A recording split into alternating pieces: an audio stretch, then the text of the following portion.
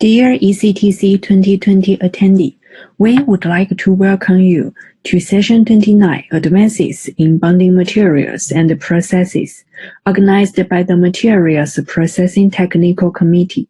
This is Dr. Zhang Mingzhou from Auburn University. I'm one of the co-chairs of this session along with my colleague, Dr. Frank Wei from Disco Corporation. Our first talk will be development of bonding processes for flexible devices with fine-pitch interconnection using anisotropic solder paste and laser-assisted bonding technology, given by Dr. Jihu Zhu from Electronics and Telecommunications Research Institute, followed by second talk, demonstration of a collective hybrid die-to-wafer integration given by Dr. Samuel Suhat from IMEC.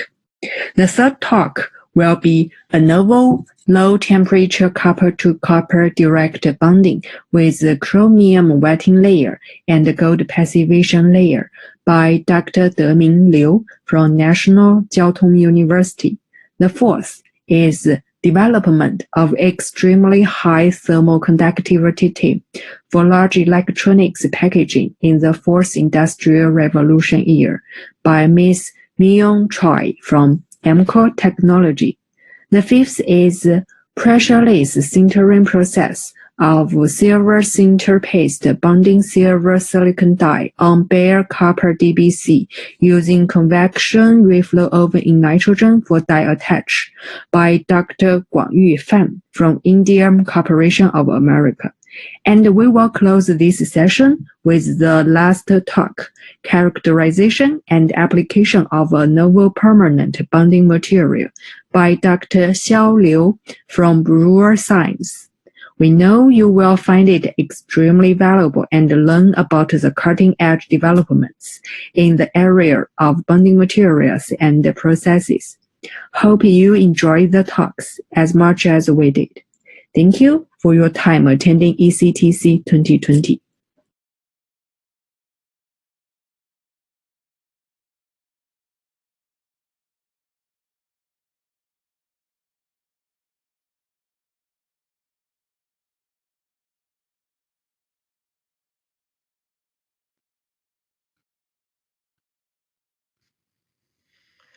Hello everyone, I am Jiho Zhu.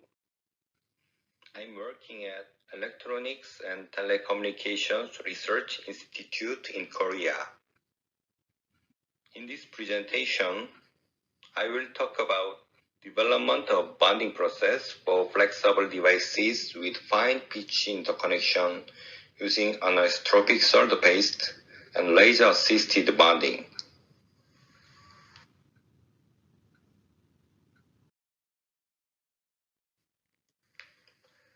The outline of this presentation is as follows. First, I will talk about laser-assisted bonding technology. Second, about anisotropic solder paste. Third, experimental process and results. And I will summarize the experimental results.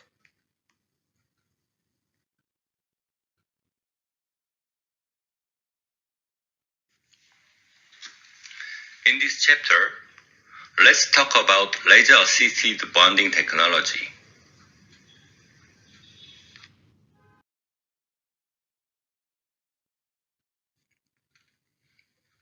Laser-assisted bonding technology is one of the latest bonding technologies. As shown in the figure, the laser beam from the light source passes through the homogenizer and is converted into a large area homogenized beam. The device absorbs the laser and generates thermal energy.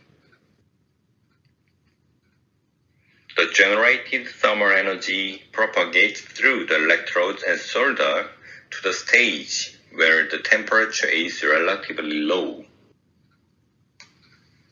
During this process, solder is exposed to high temperature and reflows.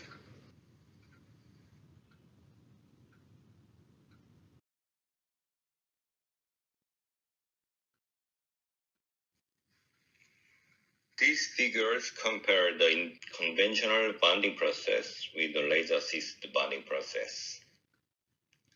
First, in messy flow, the substrate and device are exposed to a uniform temperature environment. Second, in thermal compression bonding, the heater contacts the top of the device to transfer thermal energy. Third, in laser-assisted bonding, the device is heated by laser directly.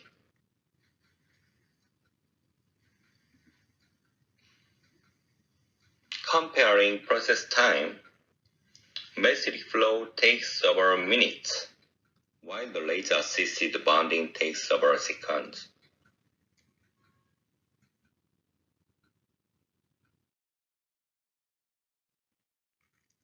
These figures describe another feature of laser-assisted bonding technology.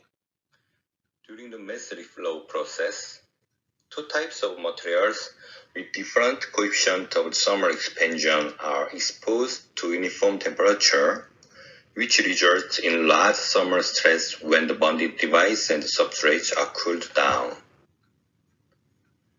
On the other hand, during the laser-assisted bonding process, since the device with smaller coefficient of thermal expansion is exposed to relatively high temperature, while the substrate with larger coefficient of thermal expansion is exposed to relatively low temperature, thermal stress is relatively low when they are cooled down. Therefore, laser-assisted bonding is suitable for heterogeneous bonding with different coefficient of thermal expansion, bonding of fine-pitch devices, and bonding of thermal stress-sensitive devices.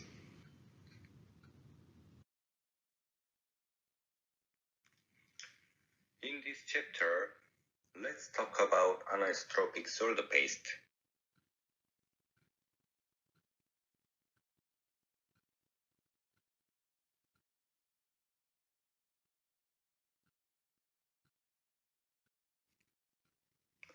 Anisotropic solder paste is a thermosetting polymer-based material. Anisotropic solder paste has been developed to contain solder powder in a specific proportion and size and to be applied to the electrode pitch of the target device. Additionally, polymer balls are included to keep the bond line thickness constantly during bonding process to prevent short circuits. And it contains the oxide remover of the solder powder and epoxy hardener. Because anisotropic solder paste is free of flux or solvent, there is no vaporized substance during the bonding process, and it does not need cleaning process for the same reason.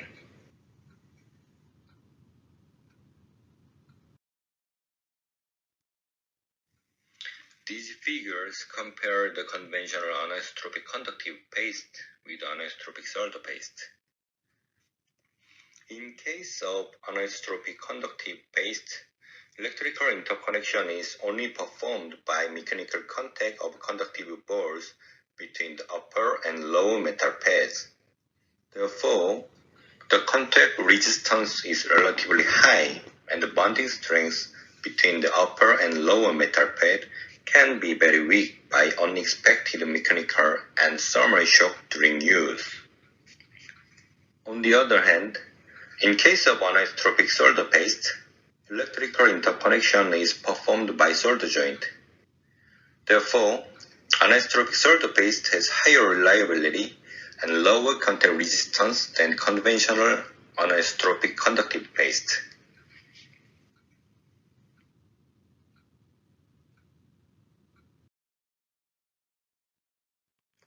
In this chapter, I will talk about the experimental results.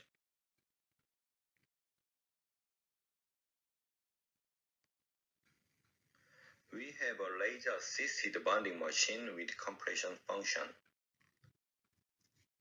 The bonding process was performed as shown in the figure using the laser bonding machine and anisotropic solder-based material.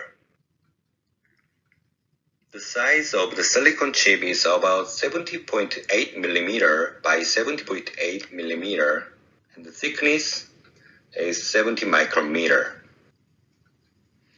The substrate is polyimide and has a daisy chain pattern.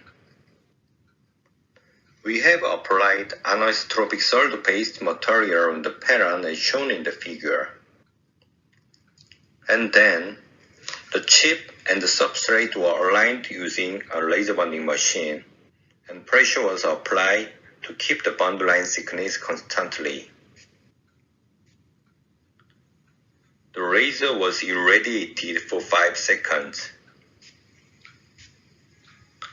This is an IR camera image, and the temperature change during laser irradiation was measured using the IR camera. As you can see in the graph, the process temperature rises to 180 degrees Celsius within 2 seconds, and the maximum temperature is about 210 degrees Celsius.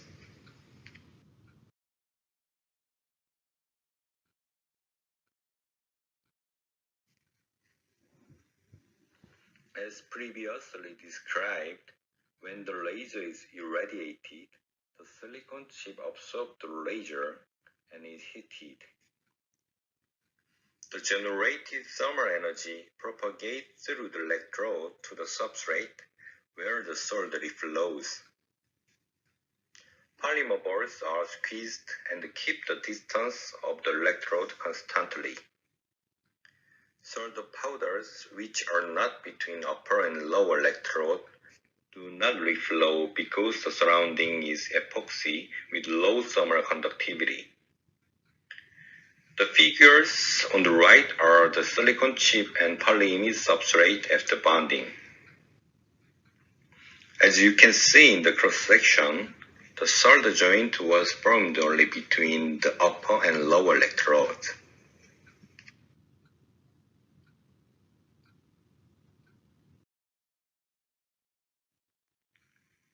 We observed the X-ray image of the bonded silicon chip and polyimide substrate to analyze the bonding joint. We changed the energy of the X-ray to observe metals of different thickness. At low energy, we can observe the metal between the electrodes, and at high energy, we can observe the metal through the upper and lower electrode. As seen in the X-ray image, we observed that the solder powders between the upper electrode and the lower electrode was well wetted, while others are not.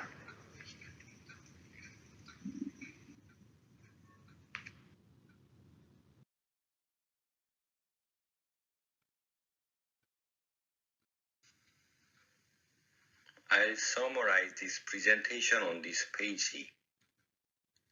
We have developed a bonding material called anisotropic solder paste. This material is suitable for bonding flexible, fine-pitch devices. Since it is based on the thermosetting polymer, there is no vaporized substance during the process, and cleaning process is not required. It has low contact resistance when compared to conventional anisotropic conductive paste.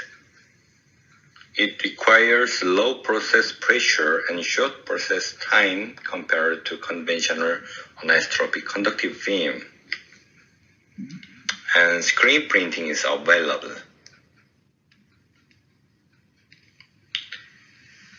The laser-assisted bonding process is advantageous for heterogeneous bonding of two materials with different coefficient of thermal expansion. The laser-assisted bonding process is suitable for bonding thermally sensitive devices. We bonded the daisy chains of silicon chip and polyimide substrate using laser-assisted bonding and anisotropic solder paste. the measured contact resistance was about 30 milliohm. We performed 100 hours of damp heat reliability test and 50 cycles of thermocycle reliability test, and measured increasement of contact resistance of less than 10%.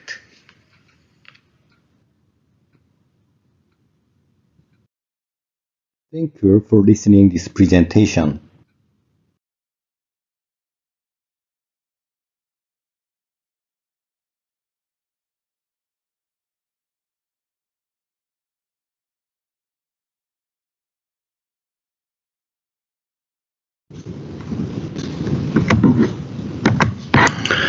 Okay, hello from Belgium. My name is Dr. Samuel Suar, and I will talk you through my presentation, which is demonstration of a collective hybrid die-to-wafer integration. So this is how I will proceed. So firstly, I will talk to you about the test material description, and I will explain what we are trying to achieve here. Then I will walk you through the hybrid bonding process flow for the collective die-to-wafer. After that, I will explain what we do, like we do the copper CMP for copper protrusion and then copper recess with wet recess edge, because we need to have a good control of the pad, but I will explain that also in the next slide.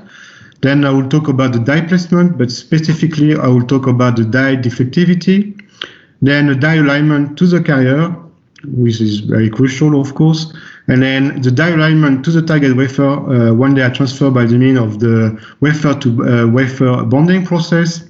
And actually, I will explain the wafer to wafer bonding process. Then also the resulting electrical result from the die will be transferred to the target wafers. Then I will talk about, I will have a summary on the highlight, and I will conclude. So what we are trying to achieve here, we are trying to do the collective bonding of a die to a target wafers, as it is hybrid bonding by the means of a dielectric, which is a silicon carbon nitride, and of course copper. So you have all these die will be transferred to target wafers. Our test chip are actually multi-pitch test structure, so we have pitch ranging from 5 micrometers to 40 micrometers. And then the connection between the die to the target wafer is done by crossing lines. So we have multiple lines in the case of 50 microns and above, and then single lines from 10 micrometers on below, as you can also see from the picture, the same picture over there. So I will walk you through my process flow. So the process flow is as follows. So firstly, I will again give more details about that. But we have our wafers with a copper pad, and then we have the secant over there. So we'll actually do the CMP and then wet recess to have a control of the pad. Then these wafers will be mounted. It will be thinned down to 15 micrometers. Then we have all these steps where actually the purpose is actually to have the wafer flip. So the front side is actually facing, facing up. And then, so we are able to protect it. So we'll actually use a resist as a protection layer. The resist is actually needed for the dicing and also for the pick and place, but I will go in a little bit more in details later on. So we'll have the coating, then we'll have mounting on tape, debonding, and then dicing, and then the die will be picked up from the tape, and they will be placed on your carrier substrate. We also have alignment mark. Then it will be followed by two wet steps. One is actually to remove the adhesive in between the dies, and the second step is to remove the protection layer, so we can prepare for the transfer of the dies to the carrier substrate. So when we do that, we will actually do a plasma activation on this side and also on the target wafers. Then the die will be transferred by the means of the wafer to wafer bonding process. We'll have a mechanical debond, an anneal on the cleaning, and finally we can actually measure electrically our dies who are actually being transferred to our target wafer. So for the copper CMP, so why do we actually do a copper CMP to have copper protrusion, so we can have a good control of the copper protrusion, and then we do a wet recess to recess this structure. And we are counting on the copper pumping, so we do an anneal, so we can actually have a regrowth of the copper on a reconnection. We are doing this just to make sure we have, since we have crossing lines, so we have a better control of the pile structure. So this is how it looks. So this is your die, the structure from your die, so that's 40 microns on the structure from your wafers. So we'll do a CMP. So you can see here we have a protrusion of 7 to 8 nanometers. And after the wet recess, we have a control layer, so a control pad who actually measure, we have a recess of 4 or 5 nanometers, which later on can be reconnected by doing copper pumping. Then, when we actually do this step, so we'll actually talk about the steps that are critical in terms of particles. So you see we are protecting our layer over there before dicing. So what will be the very critical step is actually one is dice. We'll actually blade dicing, we'll actually do the pick and place, and we have actually all the steps where we actually strip the adhesive and also remove the protection layer. So what we're actually focusing on this, because this is where we have a contribution for the defectivity, and it's very important we have a good control of the cleanliness of the surface of the hybrid bonding interface before transferring to the carrier to the target wafer. So that's what we're actually doing. So we will have a pick and place. As again, we are removing the glue in between the dies. So why do we remove the glue in between the dies? So it's to avoid two effects. One is actually the gap filling, meaning make it very difficult to debond if you have glue on the both sides.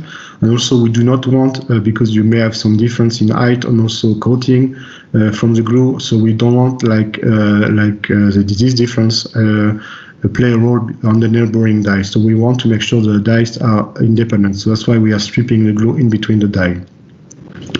And after that, we will actually do the resist strip, so to remove the protection layer, because the protection layer is actually a resist, so we just do with the stripper. And then you have our dies, which actually are on the carrier substrate with alignment mark. So the protection layer is for two things, is to protect during blade dicing and also for the pick and place. So we actually spend some time looking at the defectivity, and for that, this is actually being inspected on a tool, the KLA Circle. It's actually a clustered optical microscope, which actually can also look at defectivity. So this is actually a wafer map on every square corresponds to a die. So here obviously you see you have more defects than the other two. So you see we have a first wafer effect. And actually on the next slide, we'll explain why we have this first wafer effect. So what we want to look, so it's a total number of defects. And what we're actually going to achieve here, we're actually going to try to look at what are the different type of defects we are looking at, and also in terms of step contribution. So this is what we actually see. So in the previous slide, you could see we had a wafer map of all the dies. So basically, this is a superposition of all the 150 dies, and we look at repeaters. And then first thing is really striking. You see this pattern. So basically, you see you have basically they're corresponding to ejection needle diagrams. So what's going on is basically the needle goes through the resist and you actually leave some mark from the ejection needle. The other type of defect you always see is actually the defectivity generated by the blade dicing. So you see we still have a lot of blade front side chipping. We have chipping. And then we have to also we have some delamination of the resist. And the other defect we see some resist residues because you have a contact with the bond head when you place the dies on the carrier substrate. So basically, you have at the very beginning you have contact with resist, you have redeposition of the resist, and then that will explain why your first wafer is worse compared to the other two wafers in this case.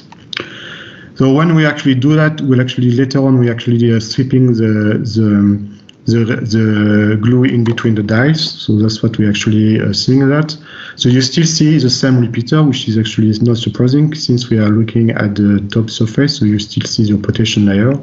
You still see the same defect. So there's the ejection needle, as I already said, and also the protective layer delamination on the chipping. However, what we see, we have a new defect. Basically, we see like some of the glue is being redeposited on the die. If we actually look at the next step, where we look at the protection layer, so you see like it's playing its role. I mean, we have far less defect. On the next slide, you will see the step contribution for every step. And you see that we still see the chipping and the glue residues. So that's what we've seen before. But we have new adders where what we see, we have some glue or also some resist being redeposited on the dies. So you can also see like the ejection needle mark are gone, but if you look carefully, you can see few dies that still have these marks. So it means like you still have in some dies we have actually a contact with the dies with the ejection needle. So if we make a summary and then if we look at the step contribution, so we have 5,000 step when basically we do the die placement. So on top, that is the defectivity on top of the dies. Then when we do the glue removal, we are more or less the same amount of residue, which actually makes some sense. But you have some adders which actually correspond to the glue being redeposited, and then of course when you remove the protection layer, so most of the defectivity is gone, but you still see you have some new adders who are corresponding to the glue or the resist being redeposited on top of the dies. So what we can conclude is actually the protection layer do its job over there, but we still have to improve two things. We need to actually improve our clean, so we do not have some redeposition of the resist residue for the protection layer. And the second thing is actually we need to have something stronger, like probably what we are looking is too soft, and we need to have an additional protected layer, or we need to investigate an alternative protection layer. So now in the flow we are at the moment where you have actually have your dies who are actually on the carrier substrate, and one of the important things is actually to look at the misalignment. So it's actually this slice where we actually see the vector waveform map of the misalignment, but if we look in details, you can see that we have a very good misalignment. It's actually the misalignment is actually centered on 1.5 micrometers, so it's actually below 2 micrometers, and it's actually better than the specification from the tool vendor. And if we look in detail from the X and Y, you can see that the X direction is actually even better than the Y. But what is important to note is that we actually have a wafer misalignment below being died to carrier below 2 micrometers, which is very important because if already at this step is bad, then it means your electrical result will also be bad. So once we are at this level, the next step will actually be the transfer of the dies to the target wafers. So that's what we are going to look now. So you have your target wafers. So you will have an activation on both sides, so on this side and on the other side. Then you will have a wafer-to-wafer bonding process to enable the die transfer to the target wafers. The carrier substrate will be debonded mechanically. We'll have some cleaning, and after an anneal of 350 degrees from 2 hours, so it will also make your, as I was saying before, you have some recess from both sides, so you can reconnect your copper and you measure your wafers electrically. I mean, you can measure your die transfer to the target wafer electrically. So in order to do that, we also have to make sure we have a good alignment between the dies. We have a good alignment when we actually transfer the dies to the target wafers. So to do that, we actually make some model, and then just to explain a little bit. So we have two chambers, so we need to make an alignment. We have an alignment chamber to align the two wafers, and then we actually pressing to do the transfer. But in order to make sure we do not have a misalignment, we actually spend some time to look at different X offset, Y offset on the also rotation. So we could actually build a model. So we could actually come up with condition 1 and condition 2. So the condition 1 is not, so you can see this is what we predicted, and that the value was measured. So we are a little bit far off. In Y, it's not that bad. And then the condition 2 is actually much better. We actually have, we predict to have a X misalignment of the die, this value. -1, and then we have quite a similar value. Still have to do work on the Y, but also the rotation was better. But concretely, if we actually look at the measurement of the die to wafers, we have actually a much better alignment. So it's actually, this wafer are still measured when they're actually still in sandwich. So basically you still have your carrier substrate, and you can see like for condition 1 we have 89% of the dies who have a vector below 4 microns. On condition 2, 73% of the dies have a vector below 2 microns. So it's likely, and then we will see it anyway, that these wafers electrically will actually be better electrically. So if we actually look at so that's the same graph. So basically the die misalignment. So basically, if we actually look at how it is centered, so you see like it's actually really centered on 3 micrometers for the condition 1, and then for condition 2 it's really centered around 2. So it means like as expected, for the condition 2 we have very good die to wafer misalignment on the die to target wafers misalignment. Actually, after that, we actually look at SAM inspection, and you can see there is few defects, and then we could correlate some of the defects we see by SAM. We could correlate them to the SAM to the defectivity we've seen previously.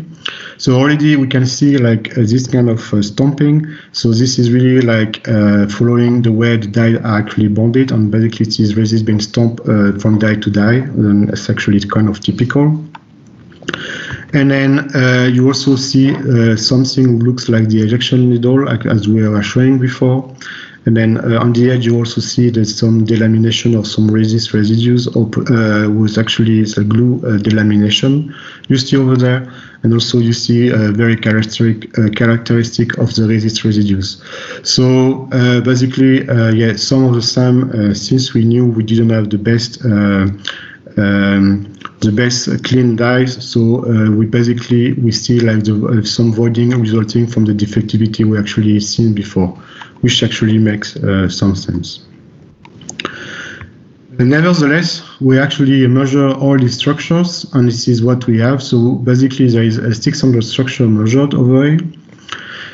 So basically it's 4 structure measured on 150 dies. So the condition 1, this is the one which, to remind you, was where we have actually, it was centered on 3. So if we look at the Kelvin structure, we have good yield from 40, 20, and 50 micron. The 10 micron yield is not that great, it's at 15%. However, as expected, for the condition 2, where we have good misalignment data, you see that we have very good structure, good yield for 40, 20, 15, and also for the 10 micrometers, we have much better. We have really an improved electrical yield, and that's really due to, I mean, the misalignment. So we improve the misalignment, and as a result, you can see the Kelvin is working better. But also we look at daisy chain structures, and that's what you see over here. So we have 219 structures. So for this one, you see like we have a fair yield. I mean, it's around 70 to 80% for 20 to 40 microns. We have a 15 around 45%, but we have zero yield for 10 micrometers. And then if we actually again go to the one we have 2 micrometers. For the one we have actually most of the die are actually below 2 micrometers. Then you see a very good electrical performance. So we have comparable for 40, 20, and 15. And 10 micrometers is still it's actually much improved, because we actually go from 0 to 45 micrometers. So probably the reason why you do not have yield, because you have also the voiding, and then basically we see that the contribution for the voiding here is more important for the smaller structure.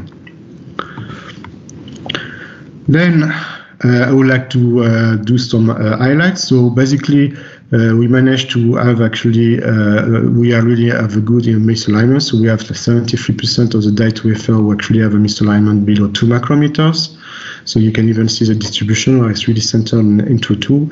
And basically, by having this very good connection, we can actually make sure that we have the good connection. We have actually an improved yield for the Kelvin structure for the condition 2 compared to the condition 1. And then we go from 0 yield from condition 1 to 45% for the daisy chain, and the daisy chain is 219 pictures. We also have some cross section, and you can see that the structures are well connected. So this is your top die, which is connected. So you have all the line corresponding of all the lines, so the crossing lines from the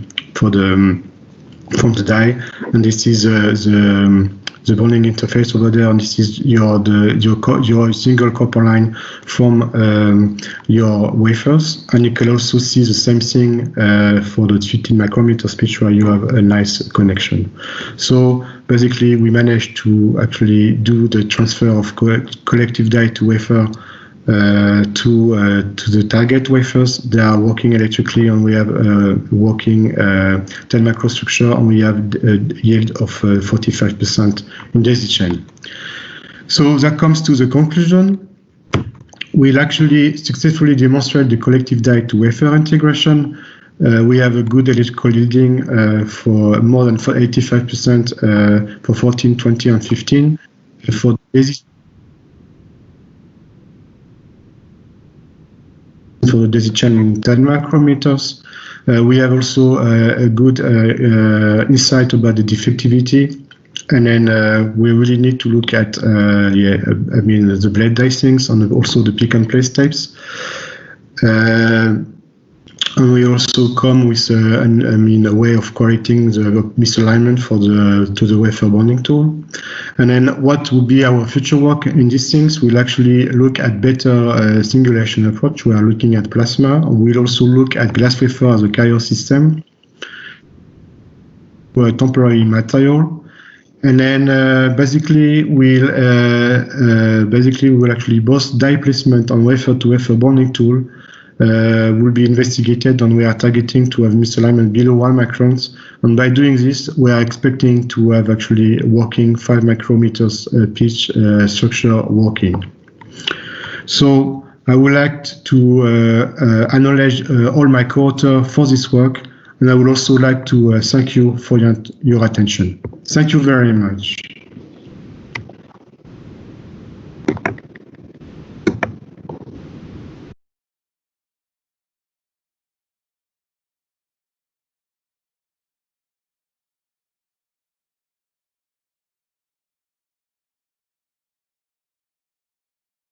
Hello everyone, my name is Min Liu from National Chiao Tung University. My advisor is Professor Guanneng Chen.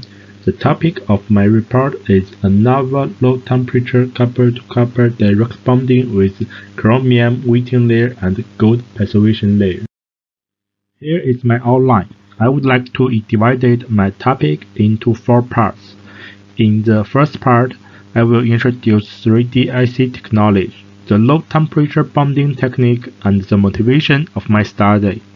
The second part is the experiment procedure, which includes the mechanism, validation, and the process flow of my study. The third part is results and discussion, and finally is my conclusion. At first, I will give a brief introduction of 3D IC technology and the innovation of my study. Moore's law tells us that the number of CMOS devices will double in every 2 years. However, due to lithography and physical lamination, the development of conventional 2D devices fabrication will meet its bottleneck in the near future. Intel reports that there is no clear solution for nano devices fabrication to solve this problem when it goes down to sub-10 nanometer. There are several candidates to extend Moore's law, such as 3-5 materials, FinFET structure, nanowires, and 3D IC technology. My topic is focused on 3D IC technology and the integration reliability. Why 3D integration technology can extend Moore's law. 3D integration technology transfers the conventional 2D devices to 3D vertical interconnections, which allows the possibility of heterogeneous of all kinds of functions blocks, such as microprocessor, memory, sensor, ASIC, power IC, and RFIC. This picture compares the 2D SoC and the 3D IC. If function block A wants to communicate with block C, the long global wire may include large RC delay and the signal may degrade.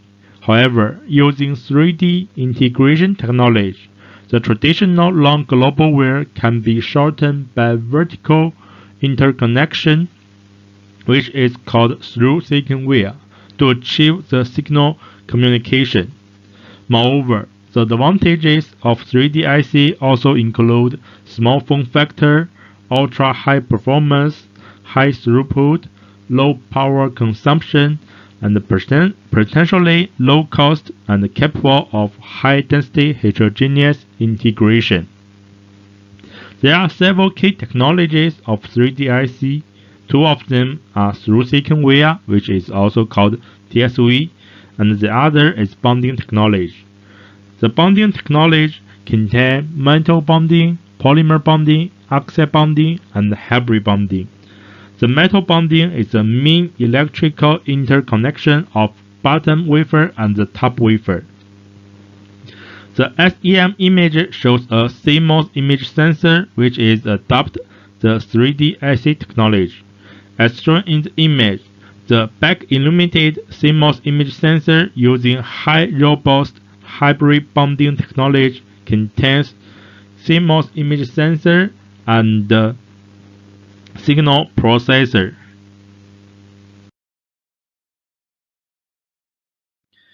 Here shows the mechanism of copper diffusion bonding. At the first, two copper layers need to be contacted. After giving a high bonding temperature, copper layers will start to interdiffusion and merge together. Finally, the successful bonding was performed. At present, the copper wafer level bonding is one of promising approaches for 3D integration because it provides low cost and high throughput for advanced CMOS integration. The purpose to use copper as bonding material is because its excellent electrical conductivity, strong mechanical strength, and outstanding thermal conductivity. To achieve a successful bonding, it depends on two essential factors. The first is to bring two bonding surface contact that use enough bonding pressure.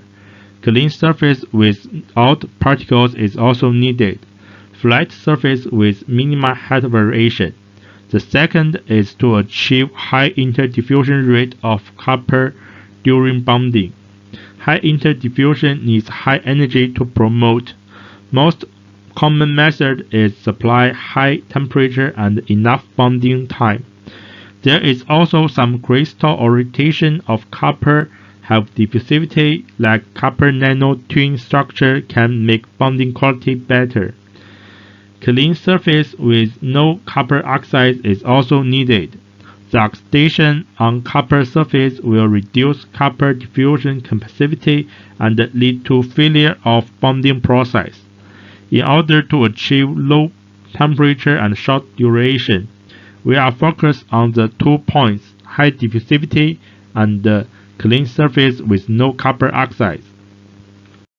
Here shows the history of copper-to-copper bonding achievement by Guaneng Chen and his group. In the year of 2001, the morphology of copper-to-copper wafer-level bonding has been investigated. Next, in 2004, the guideline of copper-to-copper direct bonding has been developed. And in 2005, electrical measurements has begun in order to ensure bonding quality. Next, in 2006, the bumping process was moving toward fine pitch and the reliability issue has started to be concerned.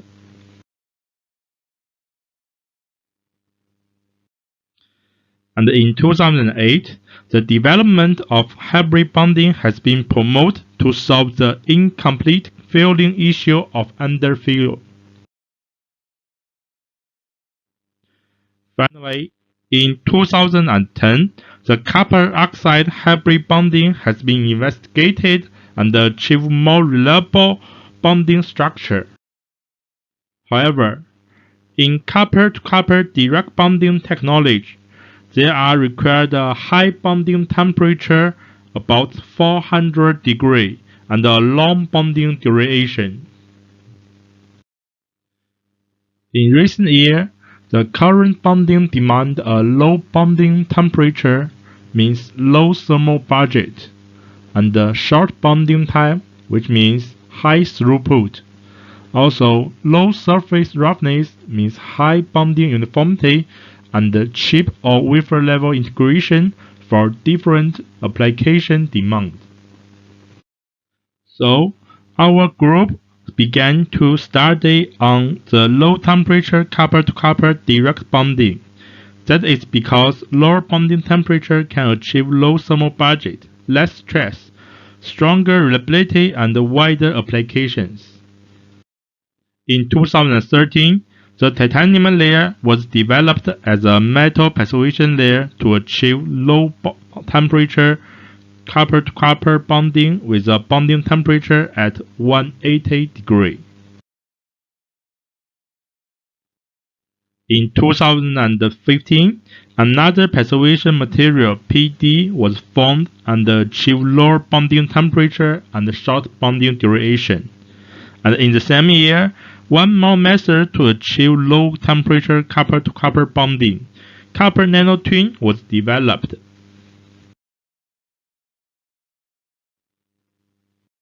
And 2 years later, in 2017, another method, that copper pillar-to-copper concave bonding method, was investigated to achieve lower bonding temperature at 200 degrees C, short bonding duration, and even can fabricate at the atmospheric. In last year, a high-stress lead deformation bonding has been investigated and achieved a low bonding temperature at 150 degrees. In this bonding process, it can be divided into two parts. The first is pre-bonding of 1 minute at an atmospheric environment, and then the samples are sent for again bonding at a low vacuum about 10 to the minus 2 torr for 1 hour. And today, another waiting layer will be deposited between copper and the persuasion layer, which can achieve further low bonding temperature and short bonding duration.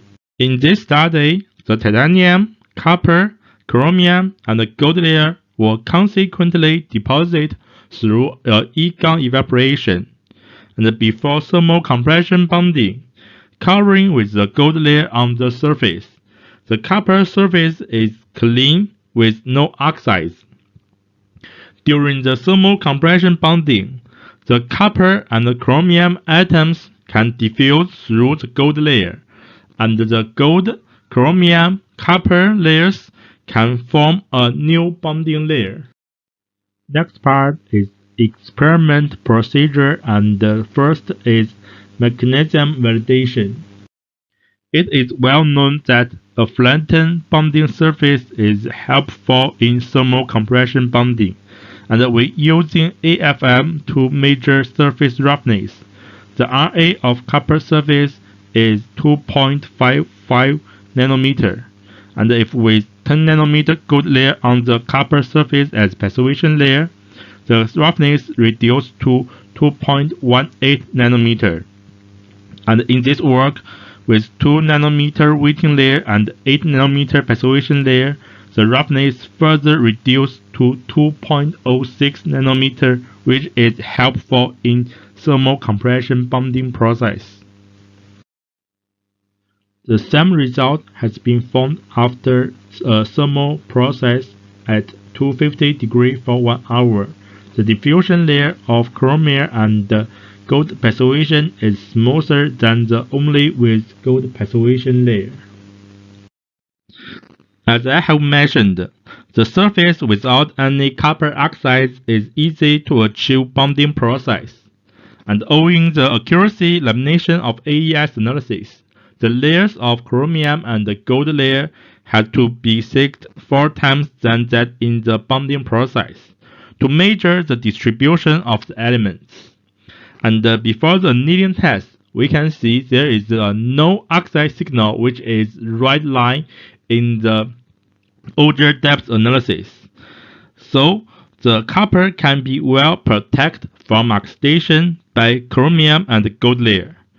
And after the single-side wafer annealing process, the copper atoms and the chromium atoms were detected on the bonding surface in the order depth analysis, and this providing a clear evidence that the copper and the chromium can diffuse through the gold layer, and these 3 layers, copper, chromium, and gold, can form a new layer on the surface to achieve the bonding process. That's why we thought the chromium and the gold layer we can get a lower bonding temperature than only with gold passivation layer. The next part is the process flow of our study. The process flow can be divided into 5 parts. The first is photolithography, which patterned the metal bonding area. The second is metal deposition, which are the 30 nanometer for titanium layer and 400 nanometer for copper layer, the 2 nanometer for chromium layer, and 8 nanometer for gold layer.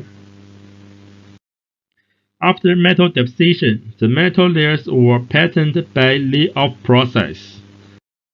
Finally, the sample was diced into 10 by 10 mm as bottom dice and 5 by 5 mm as top dice. And a flip chip bonder was used for chip level bonding. And next, I will share the results and have some discussions of my study.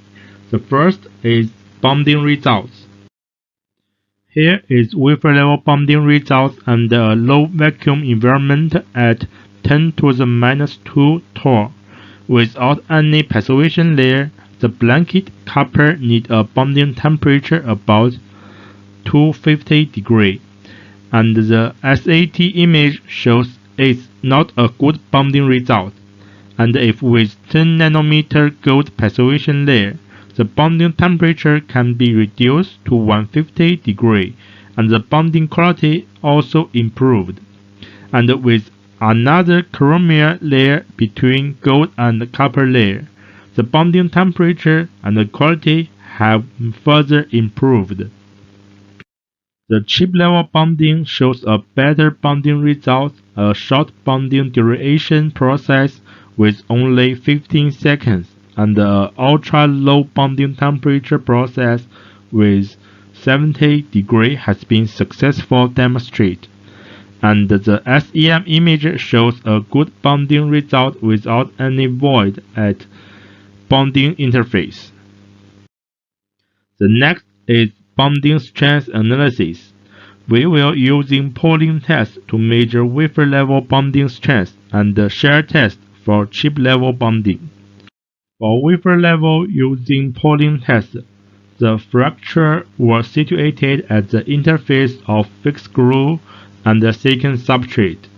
Only one sample was separated at the metal layers and 11.89 megapar. Through the index analysis, there is no copper or titanium signal observed in top die, which indicating that the sample was separated between silicon dioxide dielectric layer and the titanium adhesion layer, which indicating a larger bonding strength than 11.89 0.89 megapar. For the chip-level bonding using shear test with chromium and gold layer film, the bonding strength is larger than only with gold thin film, and through index mapping analysis, there is no chromium on the top die but 7% on the bottom die. That is larger than the gold, which is 3%, meaning that the frag structure is situated at the bonding layer. The last part is electrical performance and reliability analysis, which is using the chip-level bonding process. The Kelvin structure can measure the specific contact resistance of bonding interface, and the specific contact resistance is 10 to the minus 7 ohm times centimeter square, means that with chromium and gold passivation structure do not severely deteriorate compared with the pure copper-to-copper bonding.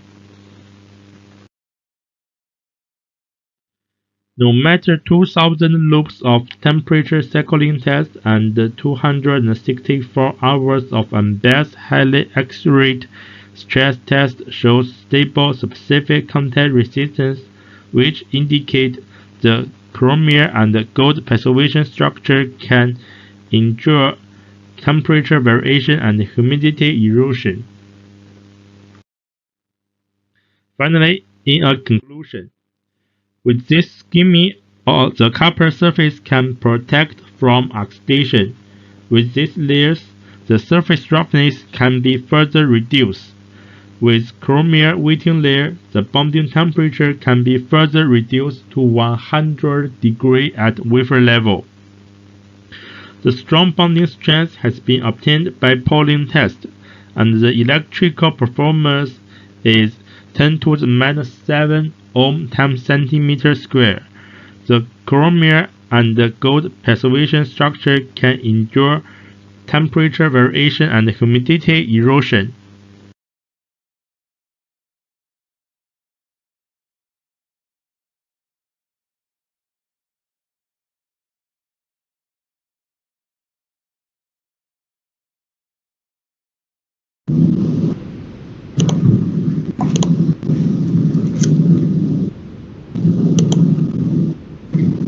Good afternoon, everyone. I'm Bi-kyung Choi, and I worked at Amco Technology Korea as package development, process, and material development engineer.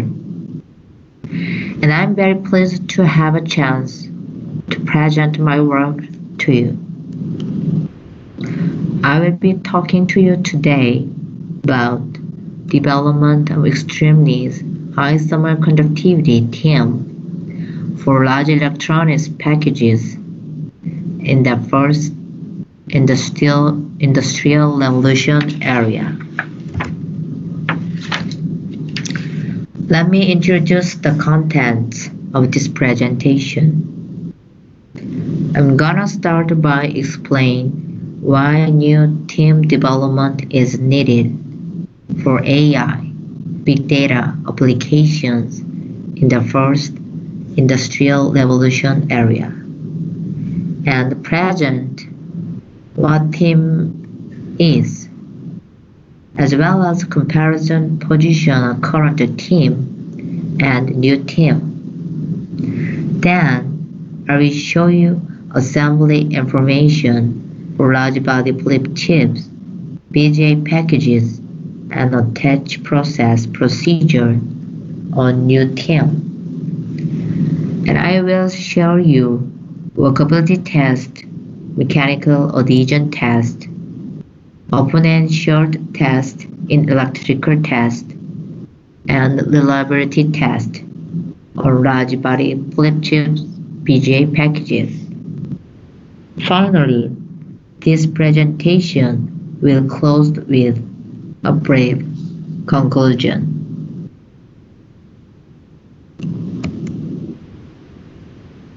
First, industrial revolution area is coming. Especially AI, big data applications in intelligence and information fields will require strong thermal dissipation at the package level according to larger device size and larger package size, and also through changes from air cooling systems to cooling systems with heat pipe, copper plate, and special designed cooling system. The junction resistance, that means ZJC, is becoming a more significant component total thermal resistance at system level. So the lower junction resistance can be handled by teams with high thermal conductivity. Therefore, we need to develop and evaluate the new team with high thermal conductivity. So, what is a team?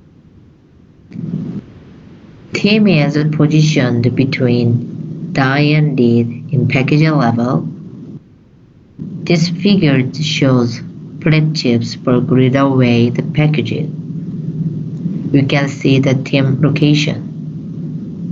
On the right side, there is a simple schematic parts which are material 1 is die, material 2 is lead. At the below line, this equation is junction resistance.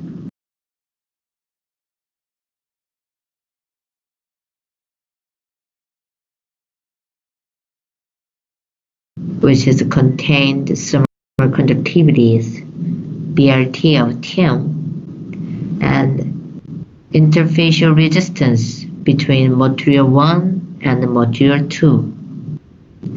In equations, junction resistance is affected by BRT and thermal conductivity of TIM. Interfacial resistance between TIM and lead, and interfacial resistance between TIM and die. So for lower ZJC, the key controlling factor is the thermal conductivity, BRT of TIM. That means higher thermal conductivity or thinner BRT is helpful for lower ZJC. But the thinner BRT has the limitation in material manufacture and the stable process. Therefore, we need to focus on development and evaluation of new TIM with high thermal conductivity. Now, current TIM with polymer based on silicon legend lower thermal conductivity in this graph. In view of thermal conductivity values, both gel-type TIMs and adhesive type TIMs has below 4 watts per meter K. So EMCOR was preparing for new types of TIM development with a high thermal conductivity to meet a large body electronics technology development trend. Therefore, we can narrow down 3 new TIMs and enhance process improvement 3 new TIM. 3 new TIMs are included with sheet metal with 60 watts per meter K, sheet graphite with the 24 watts per meter K, and silver sintered with a 50 watts per meter K as new types of TIM with a high thermal conductivity. Okay, let's move on to the main topic.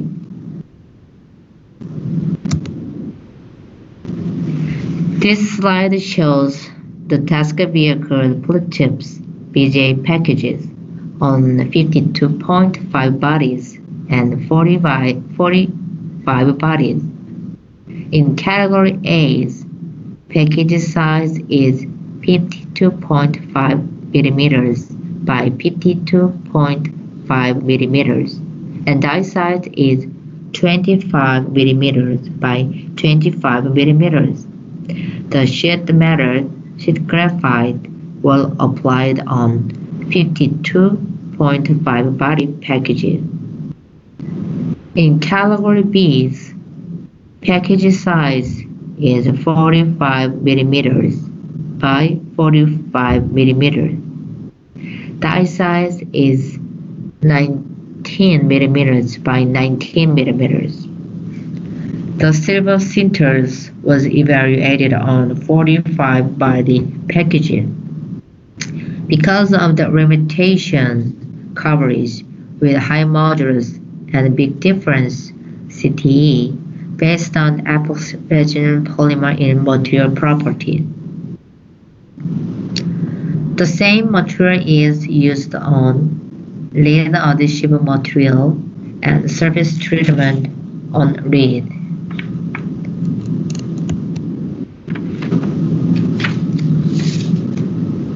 This table shows attach process procedure for the new team.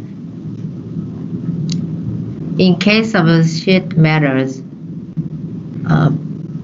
we have to prepare package with gold BSM. That means backside metallization on die and lead, and dispensed lead adhesive material, and laminated sheet metals on die, and then cure and reflow for sheet metals soldering with gold BSM. In that of sheet graphite, prepare the packages and the dispensed lead adhesive material and laminate the sheet graphite on die, and then cure the end. In that of a silver sintered, we have prepared a package with gold BSM on die and lead, and dispense the silver sintered and lead adhesive material, and then cure the end. Now, let's briefly look at the workability test, mechanical adhesion test, open and short test in electrical test, and the reliability test result. There is a workability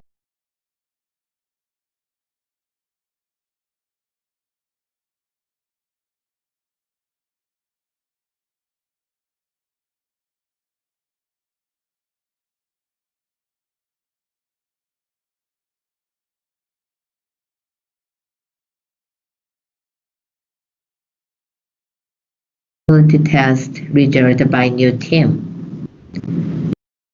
In a workability test, we checked dispensability, coverage, and void percentage of new team.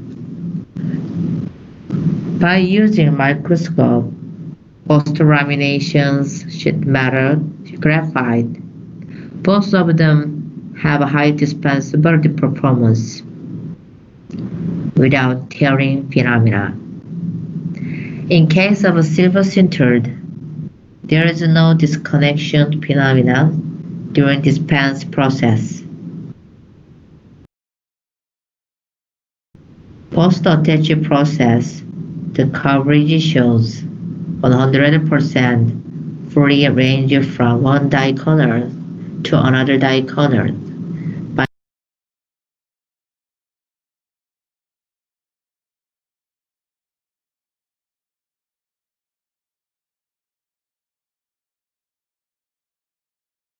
By using X-ray or SAT. In void percentage, we got to have a result below 10% on die area. There is the relative mechanical adhesion test result by new types of team post-reliability test.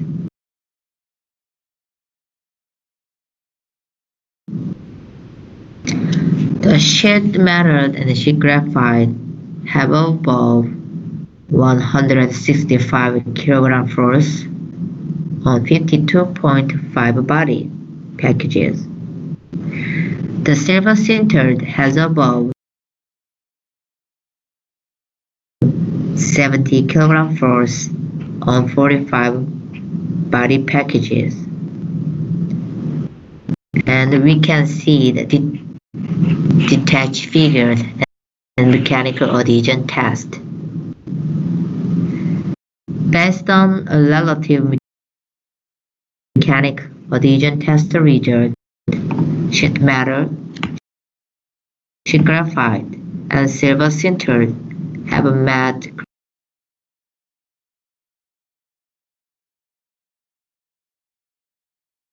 criteria by package size post-reliability test. This is the open and short test in electrical test and the reliability test by new types of TIM. Sheet metal, sheet graphite, and silver sintered was passed open and short test in electrical test and passed in reliability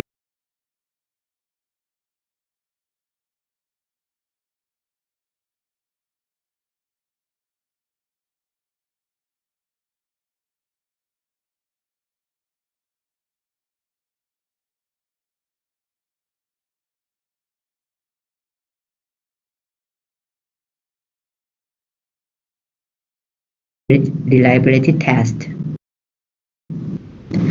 Post-reliability test, the coverage of a team was analyzed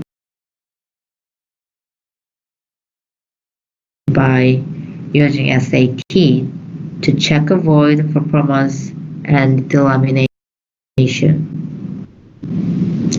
As a result of this, sheet metal has 0%, sheet graphite has 10%, and silver sintered has 6%. For void, the sheet metal showed the best reliability performance. Let me summarize. First, I explained why new types of TIM with high semiconductivity is required for AI, big data application in information and intelligence.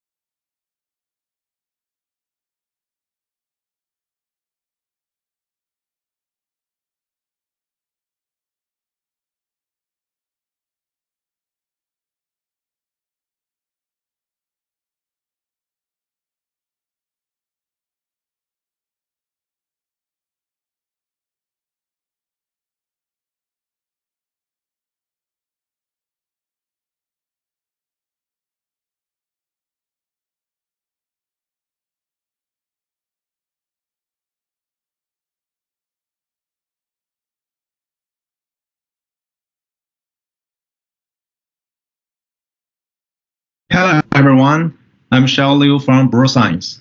I have been working in bird science in the WLP R&D team for the development of the advanced material for the advanced packaging area.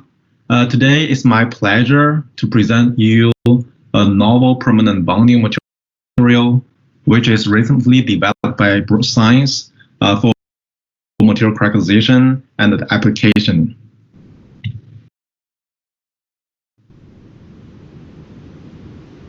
The outline of my talk include the introduction of the permanent bonding material, especially as in the advanced packaging area, and followed by the material characterization and the properties summary.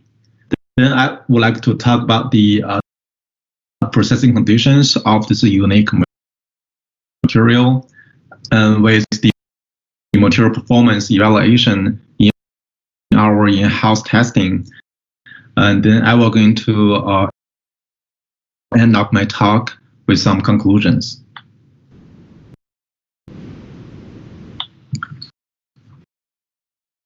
As you know, the polymeric material has been widely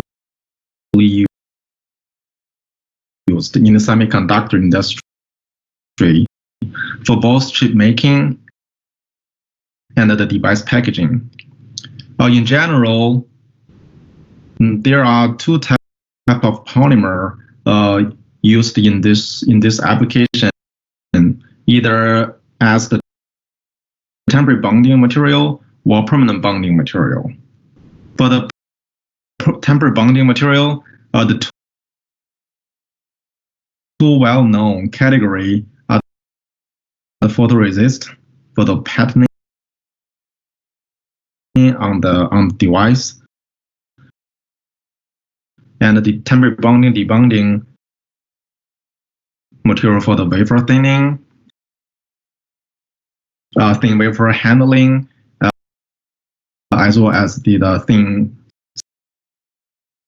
substrate transfer. On the other hand, for the permanent bonding material, dielectric is one of the most dominant material in this area. But with the rise of the megathread rising a new level of complexity and the high integration level in the advanced packaging platform, there are more and more demands and requirement for the functions of the permanent bonding materials.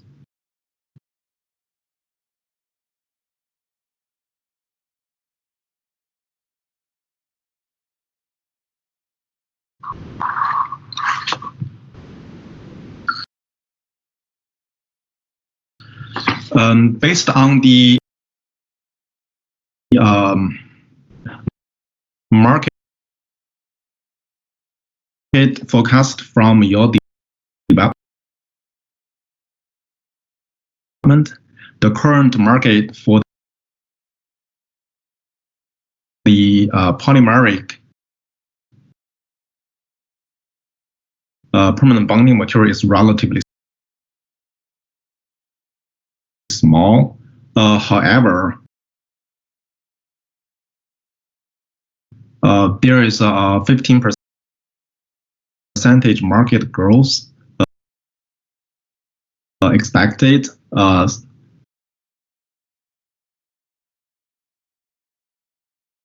within several years. So this fast growth is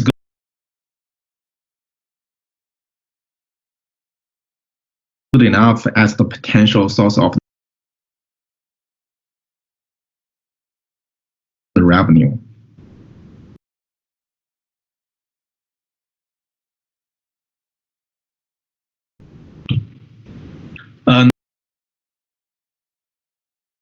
there are different type of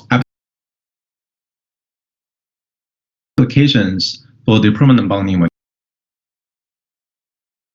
material. In general, there are two major areas.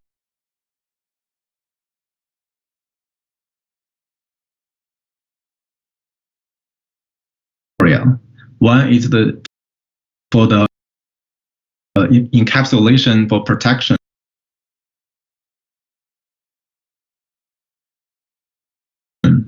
This has been well known as in the wafer level capping CMOS image sensor. MEMS encapsulation to protect the sensor in the MEMS device, RF devices, as well as in the optical device. And another important application of the permanent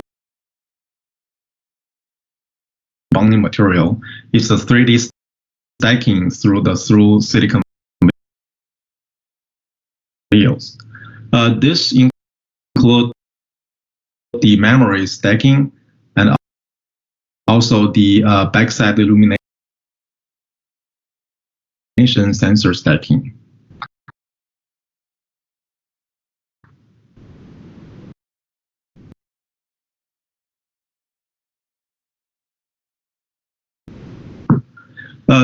Due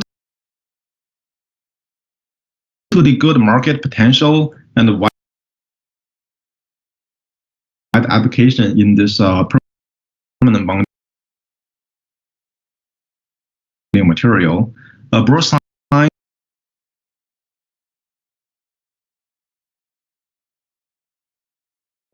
has recently developed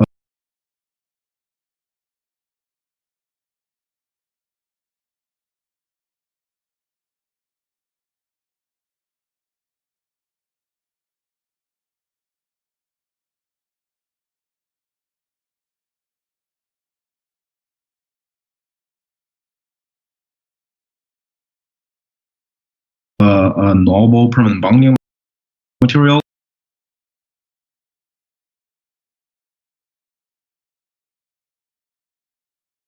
with several unique properties,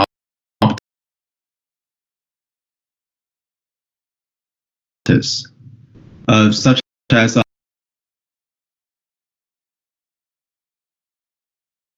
high thermal stability,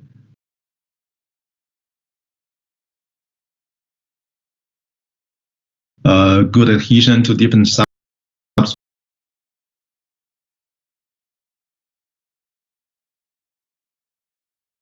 substrates, good electrical and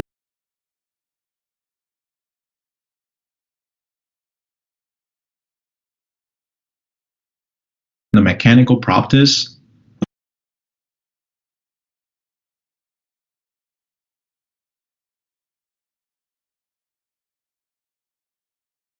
Especially, it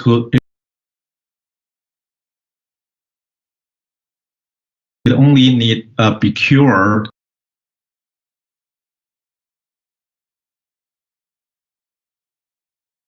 and bond in relatively low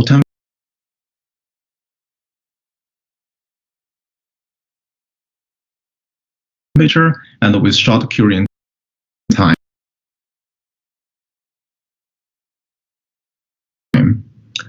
And this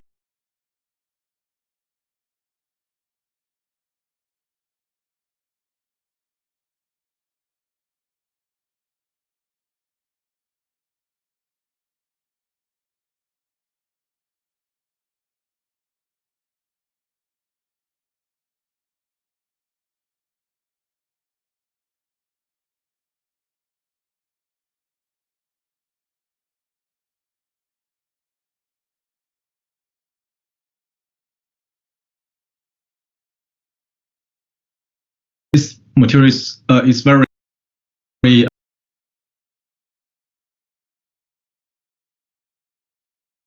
multifunctional, and it could be customized to cover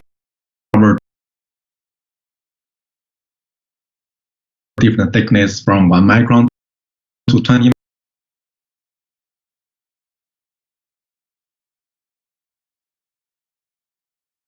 micron. So we're going to talk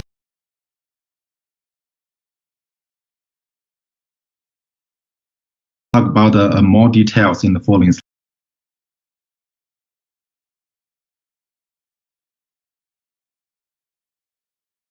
slides.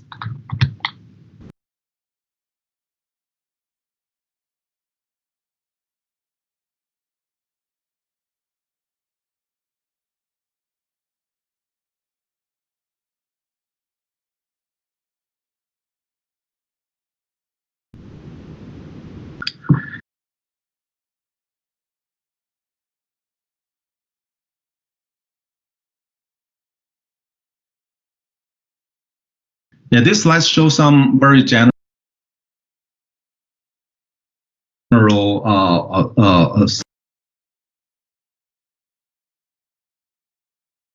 summary of the material properties.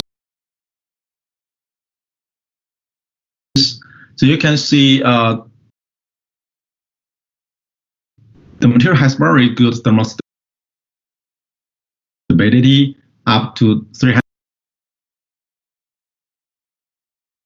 degrees C with only 2% weight loss in nitrogen environment. And also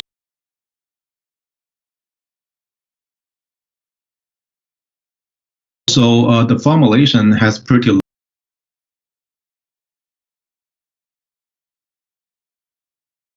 low viscosity, which make these materials very compatible with multiple coating applications, such as spin coating, slot die coating, or even spray coating, based on the needs from the customer. For example, on the panel level coating applications.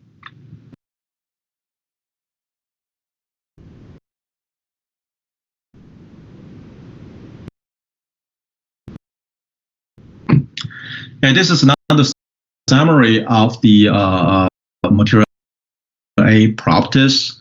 This is focused on the mechanical and the electrical properties. The material A show very good tensile stress. So which means the material is able to withstand very high stress generated from the final device, which is caused from other component in the device. And also it has a pretty high modulus. Make sure this material has very good mechanical stability during the application environment. And also this material has very low dielectric constants, which is 2.7 at 10 gigahertz. This is very comparable for the low dielectric consistent material in the market, as we know. And also you can see the change of the viscosity of the material A with the raising of the temperature. So by increased temperature, the material can be thermally cured. So you can see the initial curing temperature is around 160 degrees C, so which means the material can be cured fairly well and fast at a low temperature and low and shorter time.